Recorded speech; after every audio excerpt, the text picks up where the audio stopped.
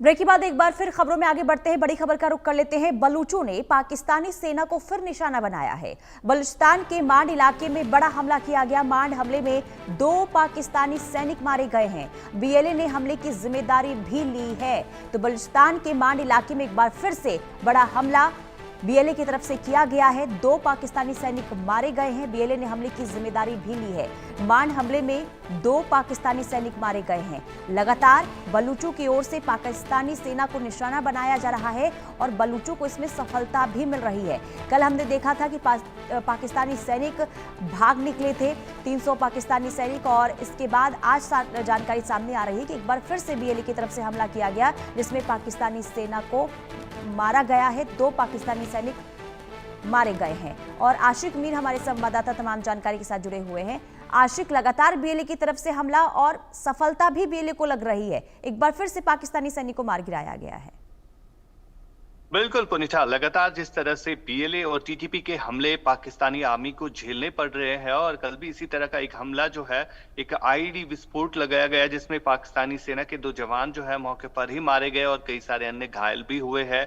और इससे पहले हमने देखा था कि किस तरह से पाकिस्तान की आर्मी जो है बलूचिस्तान को छोड़कर जो है वहां से निकल रही है। और सबसे बड़ी हैरानगी की बात यह है कि इस तरह के हमले जो है अब रुकने का नाम नहीं ले रहे हैं। और ये साफ तौर पर देखा जा सकता है कि बलूचिस्तान में किस तरह से पाकिस्तान की आर्मी ने घुटने टेक दिए हैं। और खासतौर पर जो वहां की सरकार की अगर हम बात करें तो वो भी कहीं ना कहीं नाकाम हो चुकी है इन तमाम तर जो इश्यूज है उनको एड्रेस करने के हवाले से। क्योंकि बलूचिस्तान की अगर हम बात करें तो बलूचिस्तान के लोगों ने हमेशा से ये कहा है कि यहाँ के नेचुरल रिसोर्सेज को लूटा जा रहा है। यहाँ की सेना जो है पाकिस्तान की, वो यहाँ के नेचुरल रिसोर्सेज को बाकी विदेशों को लूट दे रही है, खासतौर पर चीन को जो है वो मदद दे रहे हैं। लेकिन बलूचिस्तान के लोगों के बारे में कुछ भी सोचा नहीं जा रहा है, जिसके चलते इस तरह के अब हमले जो है वो तेज होते हुए नजर आ रहे हैं। बीते कई सालों से हम देख रहे हैं कि इसी तरह के हमले हो रहे हैं जहां पर पाकिस्तानी सेना को मुंह की खानी पड़ रही है। कहीं पर आईईडी से विस्फोट किया जा रहा है और इसी तरह जो है ये हमले जो अब रुकने का नाम नहीं ले रहे हैं। और कल भी इसी तरह का हमला किया गया जिसमें पाकिस्तानी सेना के 2 जवान जो है वो मारे गए हैं। और लगातार वहां पर विरोध प्रदर्शन सरकार और सेना के खिलाफ लोगों का जारी है। जी बिल्कुल आशिक, और ऐसे ही अगर हमले जारी रहे तो ये कहना गलत नहीं होगा कि वो दिन ज्यादा दूर नहीं है जब बीएलए अपने मंसूबों में कामयाब हो जाएगा।